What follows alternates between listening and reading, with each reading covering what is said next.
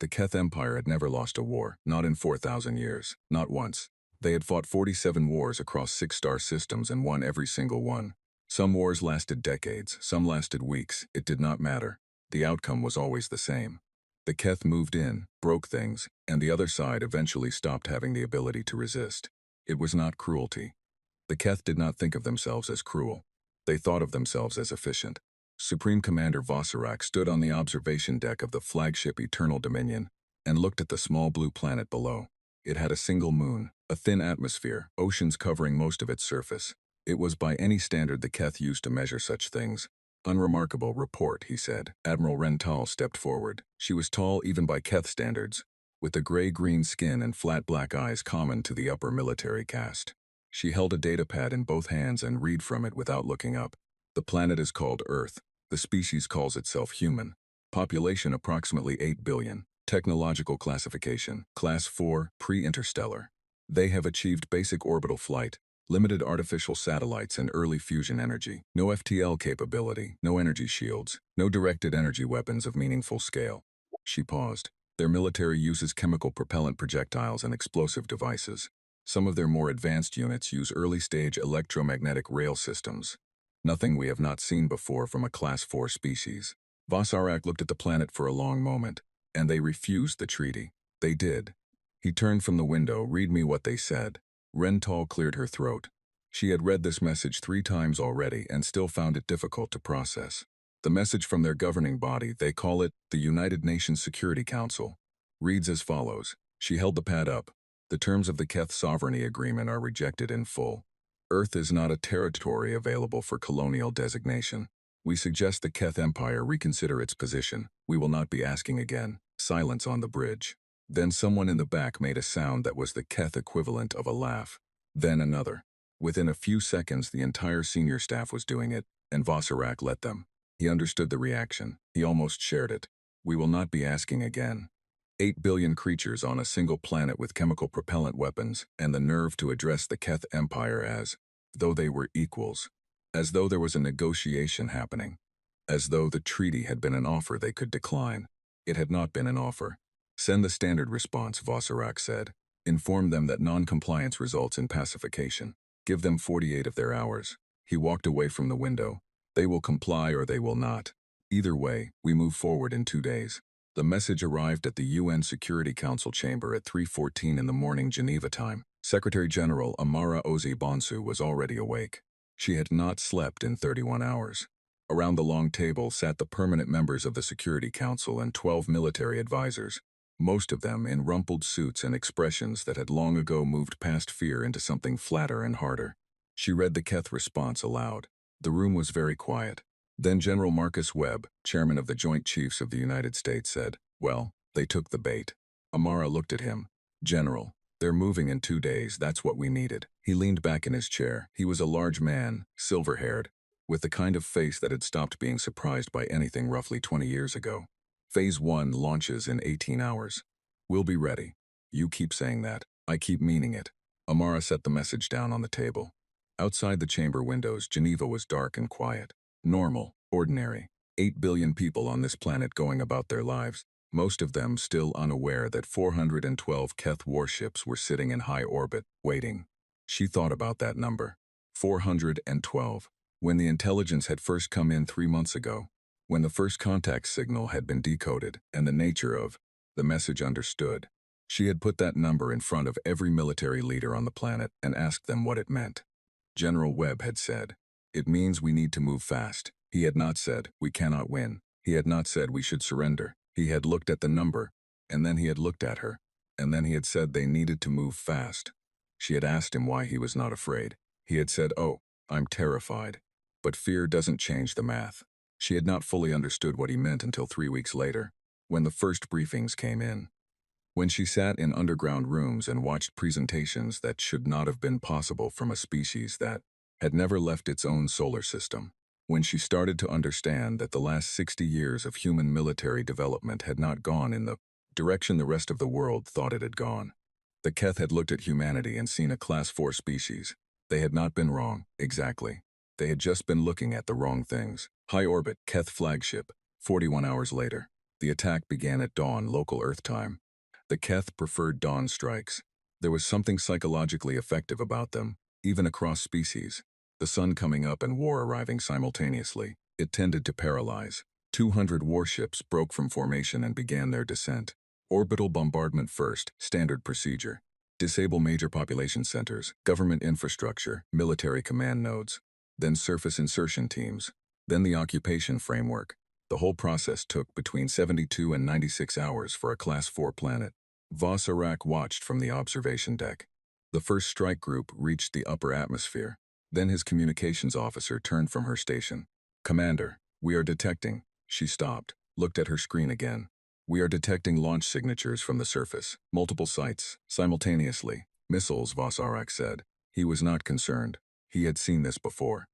Class 4 species occasionally managed to get something into orbit with enough velocity to be annoying. His shields would handle it. Standard point defense response. Her voice had changed slightly. "The count is," another pause, 4,216 individual launch signatures, and climbing. The bridge went quiet. "That cannot be right," Admiral Rental said. "I am reading it correctly." Vos Arak turned from the window to look at his screens. The signatures were there. Not missiles in the traditional sense. The heat profiles were wrong. The velocity curves were wrong. The trajectories were wrong. These were not going up in the way things went up when a primitive species tried to defend itself. They were going up with purpose, with coordination, with the kind of dispersal pattern that required significant computation and planning. "What are those?" he said. Nobody answered immediately. Then the first of them reached his forward ships. The device that hit the Keth Spear of Morning was roughly the size of a ground vehicle. It had been built in a facility 300 meters below the Nevada desert, along with 412 identical units. Over the course of 4 years, it contained no explosive material. It did not need any. It hit the Spear of Morning at 0.003% the speed of light. At that velocity, mass becomes the weapon. The math is very simple and very final. The Spear of Morning had shields rated to handle any known Class 4 weapon system. Kinetic impactors at that velocity were not a known Class 4 weapon system. They were not a weapon system anyone had ever encountered from a species that had not yet achieved interstellar travel, because achieving that kind of velocity from a planetary surface required an understanding of physics that a Class 4 species should not have had. The Spear of Morning came apart. Then the second wave hit. Vos Arak stood on his bridge and watched his forward line dissolve. Not retreat, not fall back, dissolve. Ship after ship registering catastrophic structural failure in the span of minutes. The projectiles kept coming, thousands of them. His point defense systems were handling some, the ones they recognized as threats, the ones that moved in patterns the targeting AI had been trained to intercept. But the humans had apparently anticipated this. Some of the projectiles moved in completely irregular patterns, not random, irregular, deliberately unpredictable. His targeting systems kept adjusting and the adjustments kept being wrong. "Pull back the forward line," he ordered. "Get them out of the impact corridor." "Sir, we're losing communication with." "Pull them back." 31 ships managed to break from the corridor. 41 did not.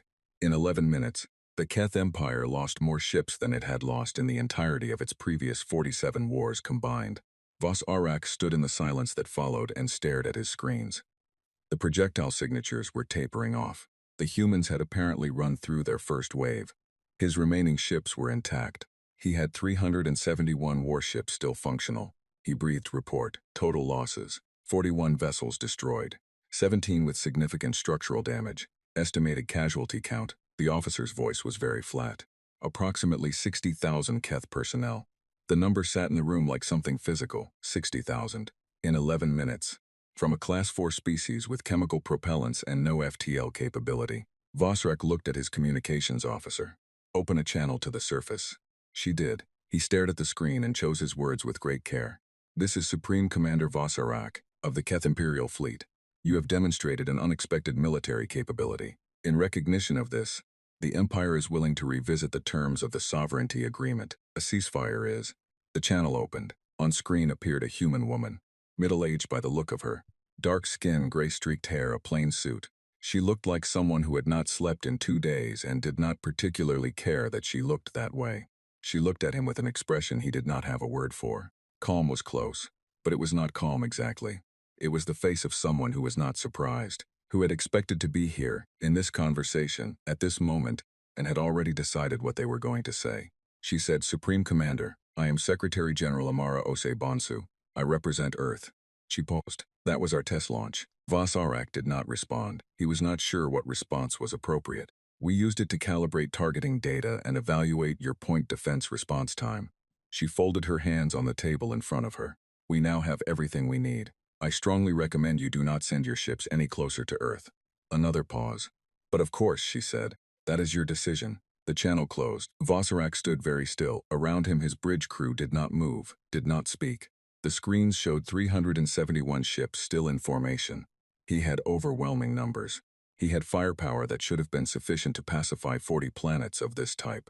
He was, by every rational measure, winning this engagement. He looked at the planet below, blue, quiet, a single moon. He thought about the words she had used, test launch. He thought about the 41 ships that were no longer on his screens. He thought about the fact that whatever he had just watched, that coordinated, precise, devastatingly effective first strike, had been described by the leader of this species not as an attack, as a test. And for the first time in his 40-year military career, Supreme Commander Vos Arak felt something he did not immediately recognize. It took him a moment to name it. Fear. The Keth Council of 12 met in emergency session 6 hours after the battle. They met on Keth Prime, which was 11 light-years from Earth. The signal lag was significant enough that the full report had taken time to arrive, and during that time the Council had been operating on incomplete information. Some of them had been asleep when the first alerts came in. Some had been at ceremonial functions. One had been in the middle of a meal. None of them were doing any of those things now. High Counselor Marin Voss sat at the head of the long black table and read the report for the third time. The room was circular, with high walls and no windows. 12 seats, 12 faces, all of them carrying the same expression.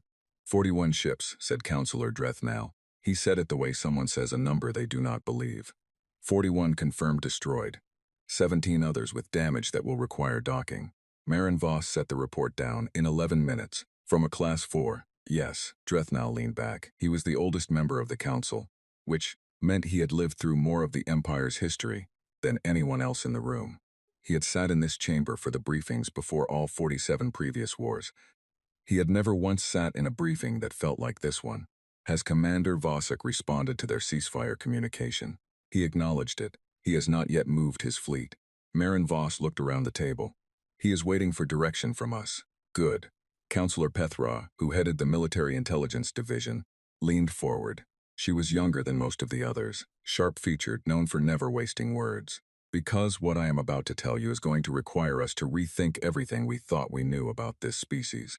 She pulled up a holographic display in the center of the table. Data cascaded across it. Maps, timelines, facility locations, production numbers. What you are looking at, she said, is 3 years of deep surveillance data that we have been analyzing since initial contact with Earth. At the time, our analysis team classified this data as low priority because nothing in it seemed inconsistent with a Class 4 civilization. We were looking for things we recognized. We were not looking for things we did not know to look for. She highlighted a series of underground facility markers across several continents. These structures were built over the past 60 years. We identified them but categorized them as mining operations, transportation infrastructure, and energy generation. We were not wrong about their surface function, but we missed what was happening below. She brought up a cross-section diagram of one of the facilities. It went down, far down. The humans have been building a parallel military infrastructure for 6 decades. Not in response to us. They did not know about us 60 years ago. They built it because of each other. Because their own history taught them that the next war was always coming, and it was always going to be fought by whoever prepared the longest and the deepest. Drethnal said, they built it against themselves, yes, and then we showed up. Pethra's expression was difficult to read, and they redirected it. She pulled up a new set of numbers. The kinetic impactor program they used in this engagement required a precision manufacturing capability we did not know they had. The targeting algorithms required a computational infrastructure we did not know they had. The launch coordination across 4,000 separate sites required a command and control network we did not know they had. How did we miss this? Someone asked. Because we were not looking for it in the right places. We looked at their public military, their armies, their navies, their air forces. We looked at their satellites and their nuclear stockpiles. We graded them on everything we expected a Class 4 species to have developed. She paused. We did not account for the possibility that a Class 4 species could develop in a completely non-standard direction due to spending 3,000 years at war with itself. Silence. 3,000 years, Marin Voss said. Their recorded military history goes back approximately 5,000 years. Active large-scale warfare for most of it. They have never, in their recorded history, had a period of global peace lasting more than 75 years. Pethra looked at the table. Every other species we have encountered that developed to Class 4 status did so after achieving some form of planetary unity or at least prolonged regional stability. The humans did not. They developed in a state of perpetual conflict. Everything they built knowing someone else on their own planet was trying to build something better to destroy it. They evolved their weapons technology in a live competitive environment, Drethnal said. For millennia. Yes. More silence. This one lasted longer. Marin Voss looked at the display, the facility cross-sections, the production numbers, the targeting data from the engagement. What else do they have? Pethra did not answer immediately. Counselor, Marin Voss said. We don't know, Pethra said. That is the honest answer. We know what they use today. We do not know what they chose not to use. And based on what we have just learned about the gap between what we thought they had and what they actually deployed. She let the sentence end. There. It did not need finishing. Vossarak received the Council's orders 12 hours after the battle. Hold position. Maintain orbital distance. Do not engage. Wait for diplomatic team. He read the orders twice. Then he looked out at his fleet, still in formation above the blue planet. 371 ships. The largest fleet the Empire had deployed outside of a border conflict in 200 years. Enough firepower to crack the crust of a moon, and they were being told to wait. He understood why. He did not like it, but he understood it. The 41 empty spaces in his formation were a very clear argument. He called his senior staff together. We hold, he said. No aggressive posturing. No targeting locks. No communications that could be interpreted as threatening. He looked around at the faces in the room. They were all experienced commanders. All decorated veterans. All, right now, very carefully not showing what they were thinking. Questions, he said. Admiral Rental said, Sir, do we know what else they have? No, she nodded. That was the answer she expected. The Secretary General said the launch was a test run, said a younger officer, Commander Vethdan, who had joined the fleet 6 months ago and had never seen a real engagement before today. He was doing a reasonable job of keeping his voice level. What does that mean exactly? Were they calibrating accuracy, testing our defenses? Or yes, Vossarik said. Vethdan blinked. Sir? All of it. They were doing all of it. They engaged us for the purpose of learning. Every ship we lost was data for them. He said it plainly because there was no other way to say it. They chose what to show us. The room processed that. They let 41 of our ships die to collect information, Rental said. They destroyed 41 of our ships. Whether they could have destroyed more, I cannot say. Whether they deliberately held back, I cannot say. But based on what we saw, the precision, the coordination, the behavior of their targeting systems, they were not operating at their limit. He paused. That is my assessment. I could be wrong. I do not think I am. No one argued with him. We hold position, he said again. We wait. On the surface, in the underground chamber, 300 meters below Geneva, Amara Ose Bonsu was doing something that surprised everyone around her. She was sleeping. Not deeply. She was on a cot in a side room off the main chamber, and she had left instructions to be woken if anything changed. But she was sleeping, which was more than most of her staff had managed. General Webb found her there when he came to give her the update, and he stood in the doorway for a moment, looking at her before he knocked on the frame. She was awake before the second knock. They're holding position, he said. Council communication, intercepted and decoded. They're pulling back their aggressive posture. Diplomatic team incoming. She sat up and ran a hand over her face. How long? Estimated 48 hours to reach orbit. She nodded. She had expected this. Not this fast. She had planned for 72 hours of continued standoff before the Keth decided that whatever humanity had in reserve was not worth finding out about. But 48 hours was not surprising. The Keth were efficient, and efficiency extended to recognizing when the cost-benefit analysis of a war had changed. Phase 2, she said. Webb pulled up a tablet and handed it to her. Teams are already moving. The 4 facilities in the Northern Hemisphere will be active and detectable within 24 hours. We want them to see it before the diplomatic team arrives. Good. She stood, straightened her suit jacket, and looked at the tablet. Phase 2 was not another weapons deployment. Phase 2 was something more subtle and, she thought, considerably more important. Phase 2 was letting the Keth see the rest. Not all of it, not even most of it. But enough. Enough to make the conversation that was coming go in the right direction. Enough to make the Keth diplomatic tact team arrive already doing the calculation in their heads, already asking themselves the questions she wanted them to be asking before she sat down across from them. How deep does this go? Because the answer to that question was something she was not going to tell them. Not today, maybe not ever. The 41 ships had been a demonstration. What came next would be a negotiation. And in every negotiation she had ever been part of, in 30 years of international diplomacy, of sitting across from people who had more power and more weapons and more resources than the other side of the table, the most powerful thing you could bring to the table was not what you showed. It was what you didn't. The Keth diplomatic shuttle descended through Earth's atmosphere 2 days later. Ambassador Cale Rhett had been briefed extensively on the way. He had read every file the intelligence division could put together. He had reviewed the battle data. He had looked at the facility scans, the production estimates, the revised threat assessments. He had studied images of the Secretary General, read transcripts of her speeches, reviewed her history in international negotiations. He was by any measure prepared. He was not prepared for what the humans had done in the 48 hours since the battle. Because as his shuttle descended, as his sensors passively swept the landscape below, he saw them. 4 massive installations, none of which had been active during the battle, all of which were now running at full power. The energy signatures were extraordinary, enormous, the kind of output that implied infrastructure on a scale that should have taken a Class 4 civilization another century to build. They had not been hidden. They were fully visible to his sensors. They were not even trying to conceal them. They were showing him. He sat in his seat and looked at the readouts and thought about what his intelligence division had said. About the underground facilities. About the parallel infrastructure. About 60 years of development in a competitive live-fire environment. And then he thought about the Secretary General's face on the screen 2 days ago. That was our test launch. Calm, unhurried, no performance of threat or strength, no posturing, just a statement, just a fact. He landed at the designated site. A city called Geneva, neutral ground by human custom. There were no weapons visible.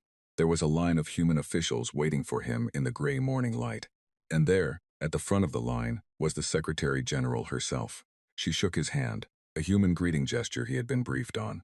Her grip was firm. Her expression was the same one he had seen on the screen. That particular form of calm that was not passivity. That was something much more deliberate. Ambassador, she said, thank you for coming. Secretary General, he said, I hope we can reach an understanding. She looked at him for a moment, and he had the unsettling sensation that she was not listening to what he said so much as watching to see if he meant it. I think we can, she said. I think we will. She turned and led him inside. Behind them 4 energy installations pulsed on the horizon. Cale Rhett did not look back at them. He did not need to. The number was already in his head, turning over and over, not letting go. They had deployed 4,000 projectiles in the first wave. Those 4 installations each appeared capable of producing approximately that many. Again, each. He walked into the building. He was very, very good at negotiation. He was going to need to be. The negotiation lasted 9 days. Cale Rhett had been in difficult negotiations before. He had represented the Keth Empire in 17 formal diplomatic engagements. He had sat across from species that were angry, species that were desperate, species that were calculating. He had sat across from onesie species that had tried to bribe him mid-session with technology they could not afford to give away. He had never sat across from someone like Amara Osei Bonsu. She did not posture, she did not make speeches, she did not remind him, even once, of the 41 ships. She did not mention the 4 installations on the horizon. She sat across the table with a small team, 2 military advisors, a legal specialist, a translator, and she negotiated as though this was a routine trade agreement between equals. That was the unsettling part, the equals part. The Keth Empire had over 400 member species under its governance. Many of them had negotiated their own entry, under varying degrees of pressure. None of them had ever negotiated as equals. The framework of Keth diplomacy was built around the assumption that one side had power, and the other side had the option to comply or face consequences. The language of all their standard agreements reflected this. The treaty structure reflected this. Amara rejected the standard treaty structure on the first day, not aggressively. She simply said, this framework assumes a colonial relationship. We're not here to discuss a colonial relationship. I suggest we start fresh. She placed a document on the table. Her team had drafted it overnight. Cale Rhett read it carefully, then he read it again. Then he sent a copy to the council via encrypted channel and waited 6 hours for their response. The council's response was brief. Assess her limits. Find out what she will not compromise on. Report back. He spent the next 8 days finding out. The answer, he eventually concluded, was nothing fundamental. She would negotiate language, timelines, specific terms, practical arrangements. She would not negotiate the premise. The premise was not a subject for discussion. Earth was sovereign. Humans were not a subject species. Any agreement that implied otherwise would not be signed. On the 5th day, Counselor Dreth Nal, present via communication link from Keth Prime, asked to speak directly to the Secretary General. He was the oldest member of the council. He had, in his long career, personally overseen the incorporation of 11 species into the Empire. He told her that the Keth were willing to offer humanity a classification upgrade, Class 6 status, full resource rights, representation in the lower governance body, limited self-administration. She thanked him for the offer. Then she told him that the humans were not interested in any classification within the Keth system, at any level, because the Keth system presumed Keth authority over the classified species, and that presumption was the problem, not the specific terms attached to it. Dreth now looked at her for a long moment. You understand, he said slowly, that the Empire has been building for 4,000 years. You have been in space for less than 100. The gap between what we have and what you have is narrowing, she said, faster than you'd expect. She did not say it as a threat.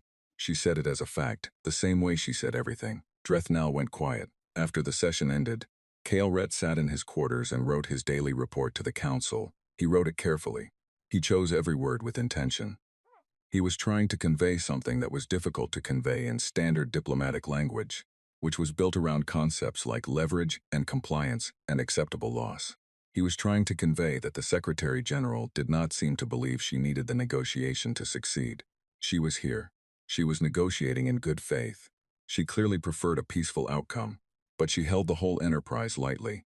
The way you hold something, when you know you have other options and you're choosing this one because it's better, not because it's necessary. He had never felt that from the other side of a table before. He was not sure the council would understand it when they read his report. He was not sure he fully understood it himself. On the 7th day, General Webb joined the table. He sat at the far end of the human side, said almost nothing, and spent most of the session reading from a tablet. This was, Kael'Ret had learned, a negotiating technique the humans sometimes used. Put the person with the most information in the room without giving them a speaking role. Let the other side wonder what they're reading. At the end of the session, as everyone was leaving, Kael'Ret passed close to Webb's end of the table. He glanced at the tablet. Webb didn't move to conceal it. It appeared to be a logistics document, supply chains, production schedules, numbers in long columns. Webb looked up, made eye contact. Ambassador, he said, General, good session today. Kael'Ret looked at the tablet one more time. He couldn't read the specific figures, but the structure of the document was clear enough, the layout, the scale, the number of line items. He had seen enough military logistics documents in his career to recognize one. Yes, he said. Good session. He walked out. In his quarters that night, he added a line to his report. The humans are continuing production. Whatever they are building, they did not pause it for this negotiation. On the 9th day, they reached an agreement. It was not what the council had sent Kael'Ret to achieve. It was not close to what the council had sent him to achieve. He had been sent to acquire a colonial designation for Earth, with favorable resource extraction terms and a minimal military presence arrangement. He was returning with something that looked, on paper, like a mutual non-aggression pact between sovereign equals, with a framework for future diplomatic engagement and a trade clause that was entirely optional for the human side. The council was not going to be pleased. He signed it anyway, because the alternative was going back to the council and telling them that the negotiation had failed, and then explaining what happened when the Keth tried to take what they wanted by force. And that report would be worse. Amara signed on behalf of Earth. She had a delegation of 12 heads of state present for the signing, which he had not been told about in advance. They appeared from an adjoining room, filed in, stood behind her as she signed. An honor guard of human soldiers flanked the room. The soldiers were armed. Their weapons were not the chemical propellant systems from the intelligence files. Kael'Ret had been briefed enough to recognize that. Whatever they were carrying, it was something newer, something that had not been in the files. He noted this. After the signing, there was a brief reception, human custom. He stood with a glass of something that tasted like plant matter fermented badly and watched the room. Webb was there, talking to one of the other military figures, and they were both at some point looking at him. Not with hostility, with something more clinical. The way you look at something you're trying to understand. Amara appeared at his shoulder. "Thank you," she said. "I mean that genuinely. This was out how I hoped for." "For Earth," he said. "Yes, and hopefully for the Keth as well in the long run." She looked at him with that expression again. The calm one. The one he couldn't fully read. "We're not your enemy, Ambassador. We were never interested in being your enemy. We just needed you to understand that being your subject wasn't the only alternative." He looked at her. "May I ask you something?" "Of course." "The installations on the horizon." He nodded toward the windows. "Toward the general direction of the northern horizon. When did you build them?" She did not hesitate. "The first one was finished 14 years ago. The others were completed within the last decade. And you powered them up 2 days before this negotiation began." "Yes." "Why?" She looked at him for a moment, not calculating, not deciding how much to say. She seemed to already know. "Because you needed to come here already asking the right question," she said. "Not can we take this planet by force. You'd already answered that one. The question we needed you asking was how much more is there?" He was quiet. "And?" he said. She smiled. It was a small smile. It did not reach the kind of warmth he associated with a smile used for reassurance. It was more like the smile of someone who knows the answer to the question, but is giving you the courtesy of finishing the thought yourself. "There's more," she said. She walked away to speak to someone else. Kaelret stood there with his glass of badly fermented plant matter and looked out the window. The installations pulsed on the horizon 3 kilometers away. Massive, visible, deliberate. He thought about the report he was going to write. He thought about the 41 ships. He thought about the phrase, test launch, and what it meant if it was true, and what it implied about everything humanity had not yet chosen to show. He thought about a species that had spent 5,000 years at war with itself, and emerged from it not broken, not exhausted, but refined, sharpened, turned into something that looked like a Class 4 civilization from the outside and was something else entirely from the inside. Something the Keth did not have a classification for. Something, he thought, that the Keth were going to need to start thinking about very carefully. The news of the agreement reached the Galactic Senate 3 weeks later.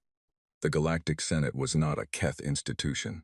It was a body that had existed for over 2,000 years, predating the Keth Empire itself, comprising representatives from 67 independent and semi-independent civilizations.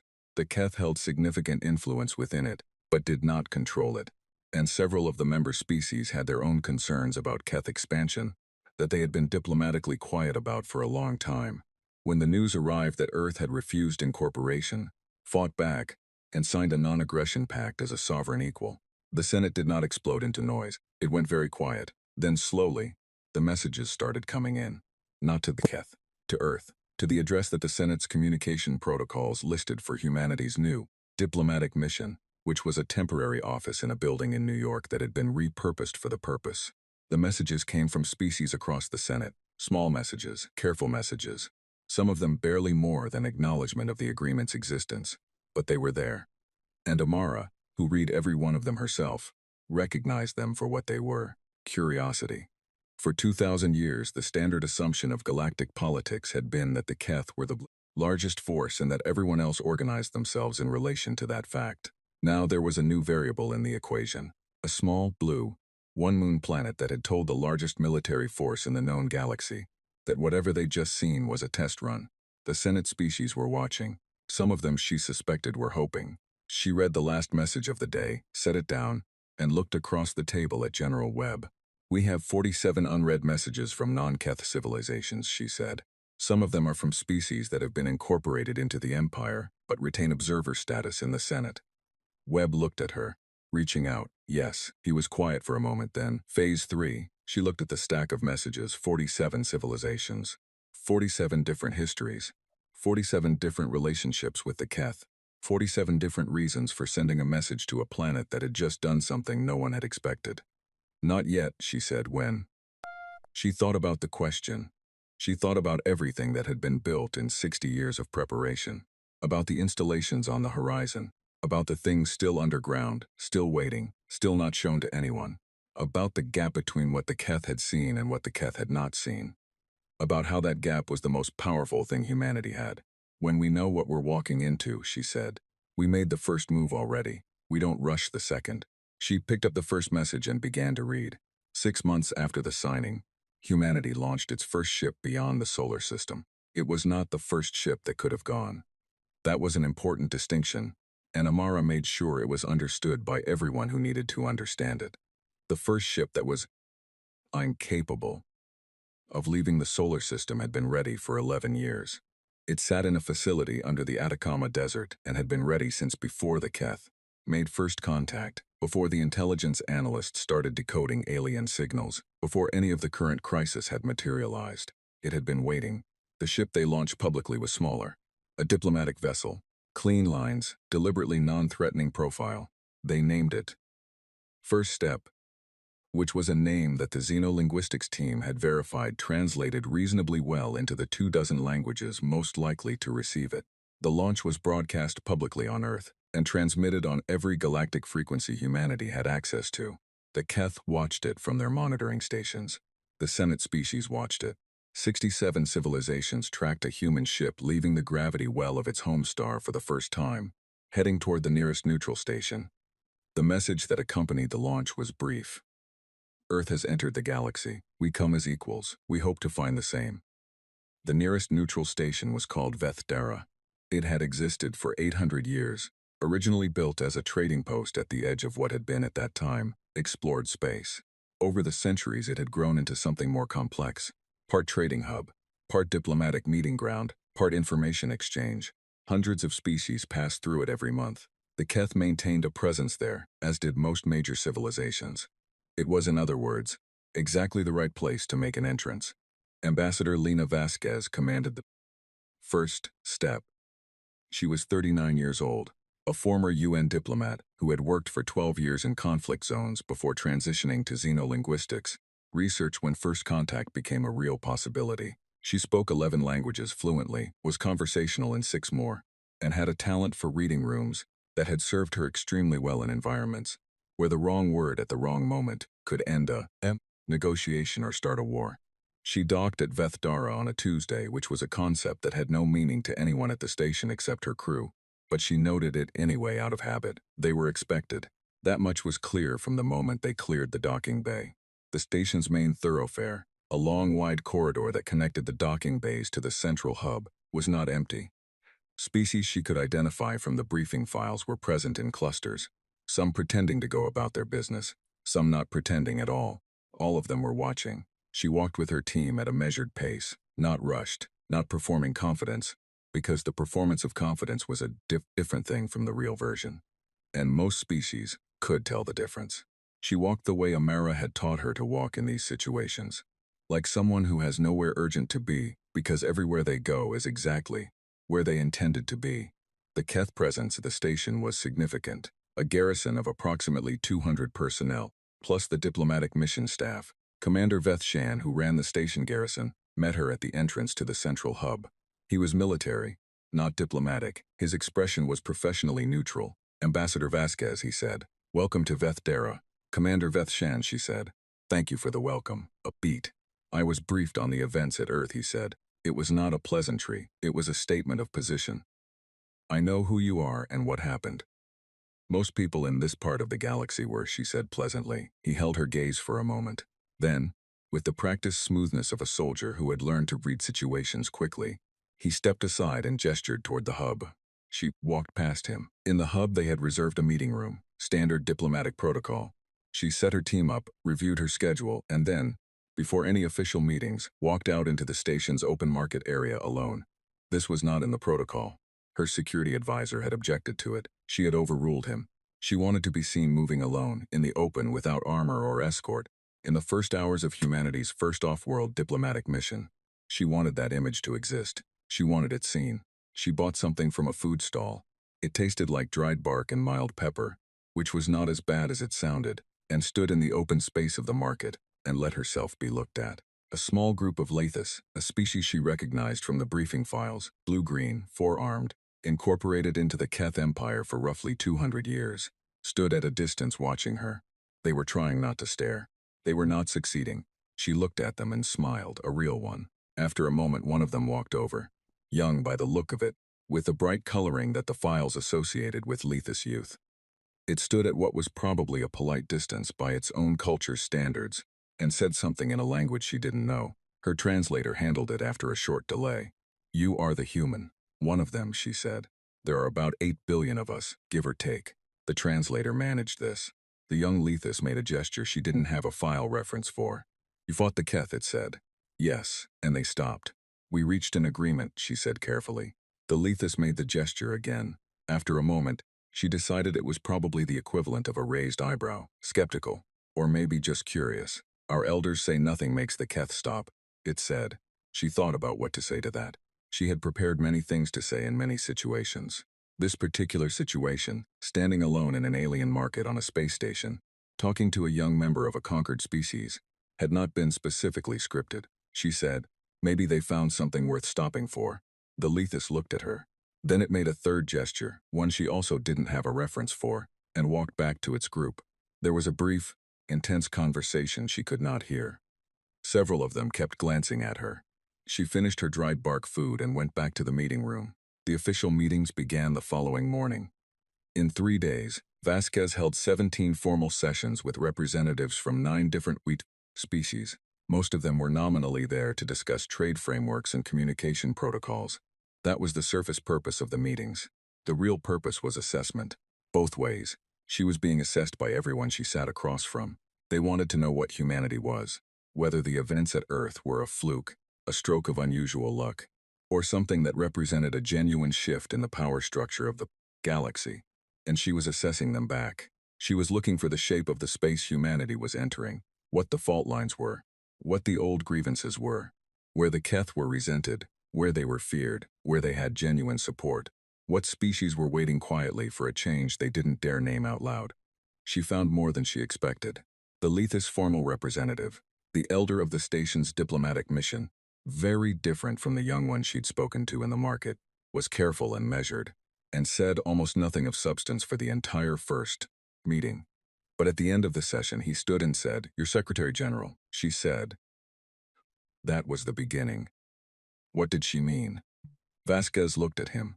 She meant that the capabilities you saw during the engagement at Earth represented an early stage of our development. "Early stage," he repeated.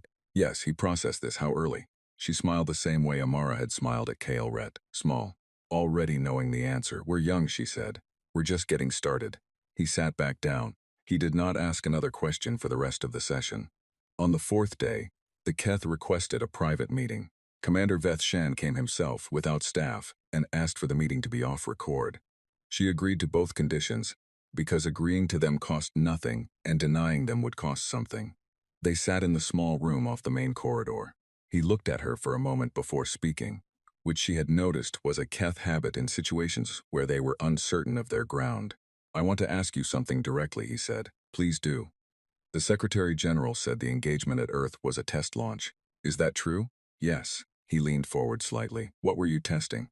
She had expected this question. She had prepared for it. The answer she had prepared was technically accurate and completely useless to him, which was the point. "Response times," she said. "Point defense behavior, communication patterns between your ships under fire, sensor protocols, fleet cohesion under unexpected attack vectors." She paused. "We learned a great deal." He was quiet. "We also learned," she said, "what we did not need to deploy to achieve the result we achieved, which was also useful information." Another silence. "How much do you have?" he asked, not aggressively, genuinely. The question of someone who had been thinking about this for 6 months and had not found a satisfying answer. She looked at him. "Commander, I think you already know I'm not going to answer that." "I know." A pause. "I thought it was worth asking."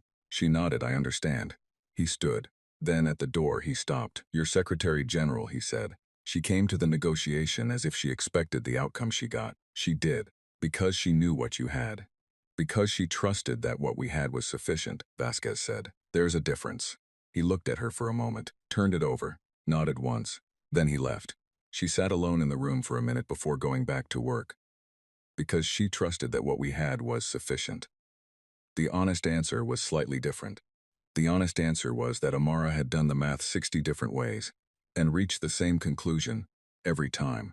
That even if the Keth refused to stop, even if they pushed harder, there were enough layers of what humanity had built that the equation stayed the same. But the thing Veth Shan needed to believe was not just that humanity had enough. He needed to believe that humanity knew it, that the confidence was not a performance, that when Amara stood in front of a fleet of 400 warships and said, "This was a test," she wasn't bluffing.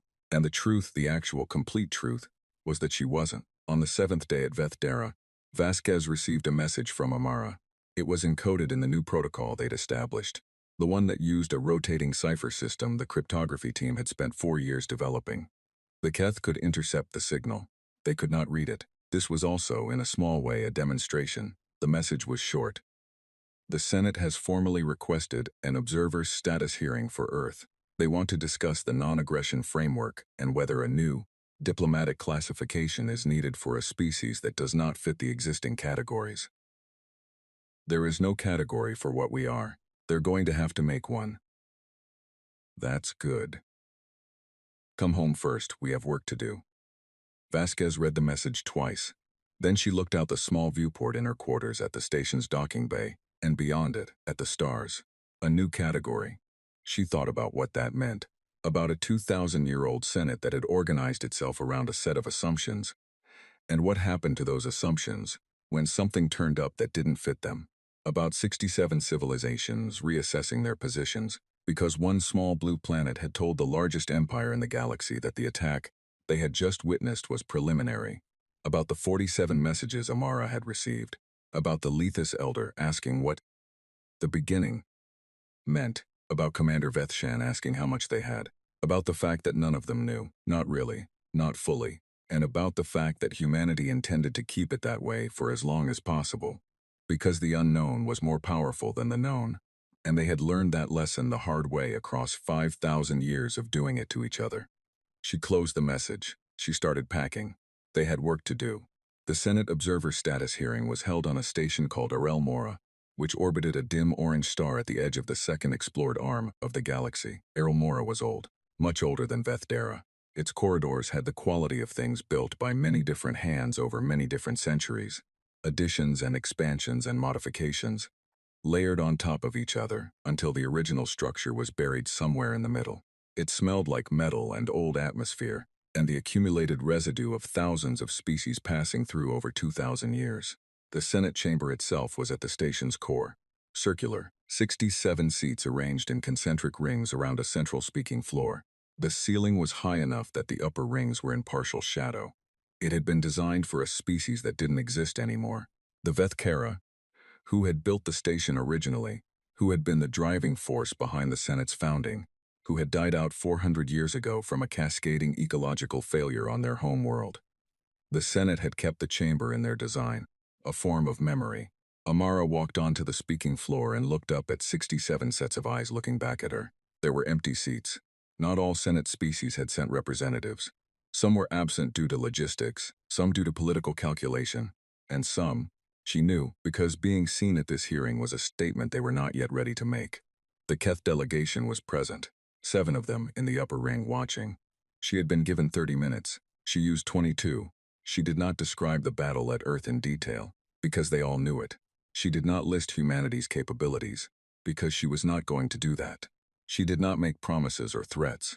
She spoke about what Earth wanted from the galaxy, which was the same thing humanity had wanted from its own world for most of its history, and had only recently managed to achieve for longer than 75 years at a stretch. A stable framework, fair terms, the ability to exist without being told what it was allowed to be, she said.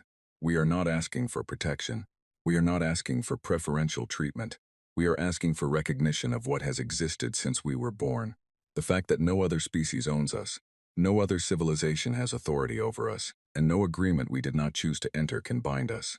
She looked at the Keth delegation. We have demonstrated that we take these principles seriously. A pause. We hope we do not have to demonstrate it again. She walked off the speaking floor. The vote was not what the Keth wanted. It was not, to be fair, everything humanity had wanted either. The Senate did not have a formal mechanism for granting full sovereign status to a new species. The existing framework had been built around the assumption that civilizations joined either as members or as Keth-incorporated territories, with a few minor intermediate categories. Creating something new required a 2/3 majority and a formal amendment process that took months. What they granted instead was Provisional Sovereign Observer Status, which was a category that had never previously existed, and which the legal committee had spent 3 weeks constructing specifically for this occasion. It meant in practice, Earth was not incorporated, Earth was not classified, Earth could send representatives to Senate proceedings, could engage in bilateral negotiations with any species it chose, and could not be subjected to the Keth sovereignty agreement process without a full Senate review. It was not a perfect outcome. It was a wall between Earth and everything the Keth wanted to do, made from the Senate's own procedural structure. Amara accepted it. High Counselor Marin Voss watched the vote count come in from Errol Mora and said nothing for a full 2 minutes. Then she said, "They're going to use this." No one in the room asked what she meant. They all knew. The provisional status was a precedent. The legal framework that had been built around Earth could, in theory, be applied elsewhere. Species that were nominally incorporated into the Empire, but retained Senate observer positions could point to this framework, could ask questions, could use the Senate's own review process to complicate things. They planned this, Counselor Pethra said. She had been saying variations of this sentence for 6 months. Not the specific outcome, but the shape of it. They moved toward the Senate because they knew what it would do. What it would do, Marin Voss said, is exactly what it was designed to do. The Senate was built to prevent any single civilization from unilateral domination, including us. A pause. We allowed it to exist because it was manageable. Because no species has ever come in from outside and used it as a tool rather than a forum. Until now. She walked to the window of her office on Keth Prime. Outside the capital city stretched to every horizon. 4,000 years of continuous civilization. The greatest empire the galaxy had known. Built piece by piece, world by world, always moving forward, always expanding. She thought about a small blue planet 11 light years away. She thought about the phrase Pethra had used in the first briefing. Developed in a state of perpetual conflict. 5,000 years of continuous warfare, turning a species into something that looked soft and new but wasn't. Something that had learned every trick a civilization could learn by trying them all on itself first, over and over, until the only ones left were the ones that actually worked. She thought about the 41 ships. What do they want, she said. Not to anyone in particular. It was the question she kept returning to. It was, she had come to believe, the most important question. Not the immediate diplomatic objectives. What do they actually want? Pethra was quiet for a moment. I think, she said carefully, they want what every species that has ever reached space has wanted. To exist without looking over their shoulder. They don't look like they're looking over their shoulder. No. A pause. They don't. 3 years passed. In that time, 6 species with incorporated status in the Keth Empire requested formal review of their classification under the new Senate framework. 2 of them cited the Earth precedent explicitly. None of the reviews succeeded in changing their status, because the legal mechanism was new and slow, and the Keth were experienced at working within Senate procedures. But the requests existed. They were on the record. Meanwhile, 3 human diplomatic missions established permanent presences at major Senate stations. Human trade agreements with non-Keth species grew from 0 to 47 in 36 months. First step was followed by 4 more vessels, then 10, then a permanent relay service between Earth and Errol Mora. And quietly, without announcement, the underground facilities on Earth kept running.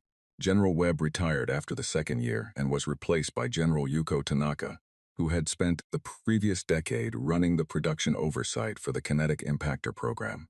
She was small and precise and had a habit of answering questions about production capacity with numbers that she delivered in a tone that made it unclear whether they were reassuring or alarming. Most people who heard them felt both things simultaneously. She appeared at her first Senate briefing alongside Ambassador Vasquez, and the Keth intelligence officer in the room watched her and sent a report back to Keth Prime that said simply, "The new one is also calm." In the 4th year, a Keth border fleet encountered a human survey vessel in a region of space that both sides had unclear claims to. The survey vessel was not a warship. It was crewed by 7 people and equipped for geological and atmospheric analysis. It should have been, by any standard, a minor diplomatic incident. The border fleet commander sent a standard challenge. The survey vessel responded. The exchange was brief. The border fleet commander: "You are in a region designated under Keth survey rights. State your authorization." The survey vessel: "We are conducting geological survey under Earth's Independent Territorial Assessment Program.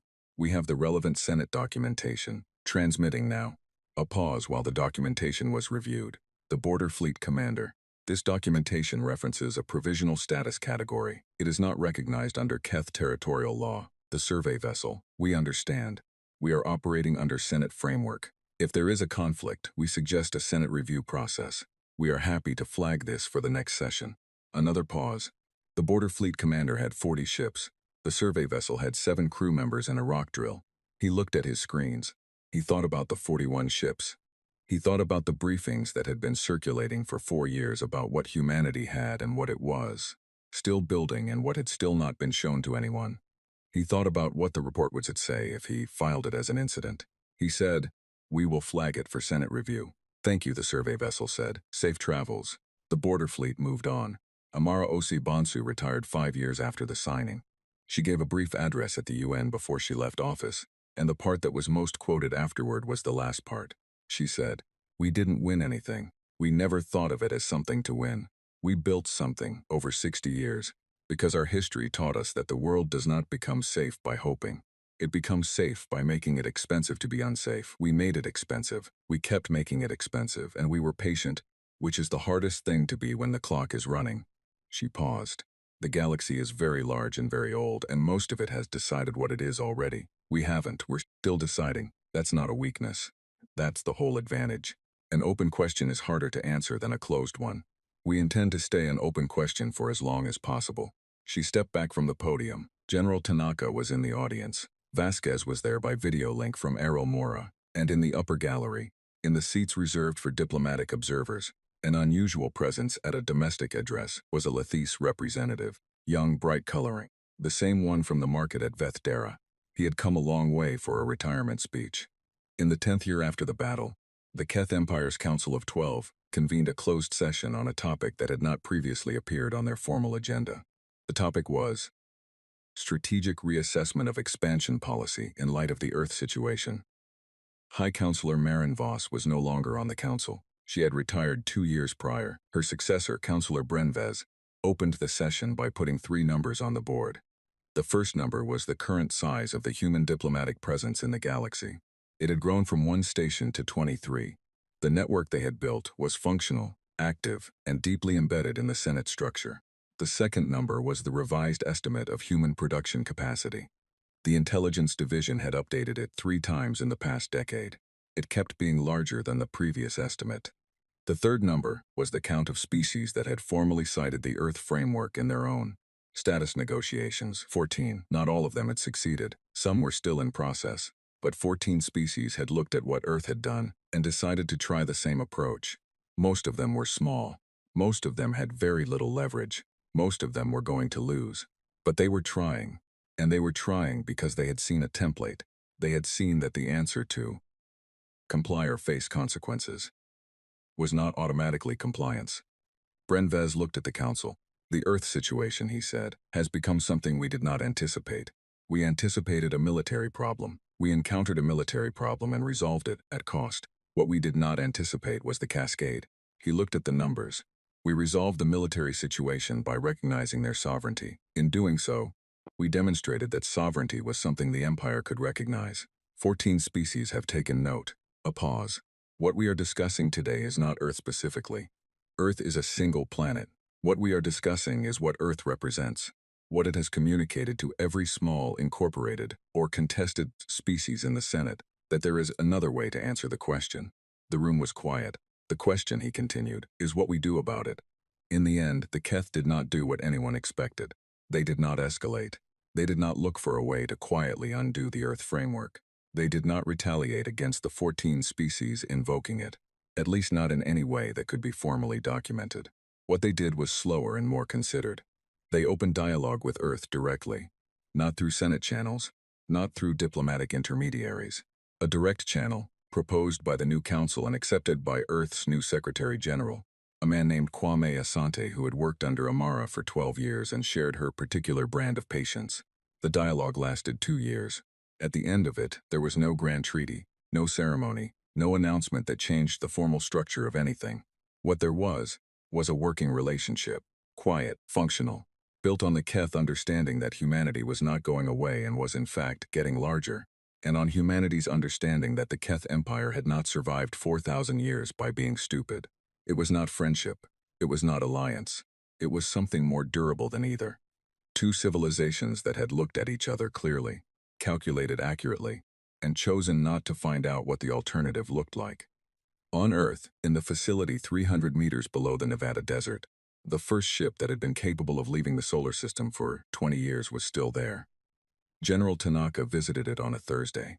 She walked through the hangar, ran her hand along the hull, and stood under it for a while looking up.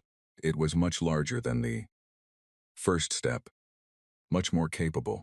The systems it carried had no equivalent in any intelligence file held by any other civilization in the galaxy, because no intelligence asset had ever gotten close enough to see them. Her aide, standing at a respectful distance, said, "The Council's latest transmission came in this morning. They're requesting another round of capability discussions." Tanaka looked at the ship. "Tell them we're still assessing the timeline," she said. The aide made a note. "General, when are we actually planning to deploy this one?" She looked at the hull for another moment. At the systems underneath it, at everything they had built and everything they had not yet shown, and everything that was still, after all these years, an open question.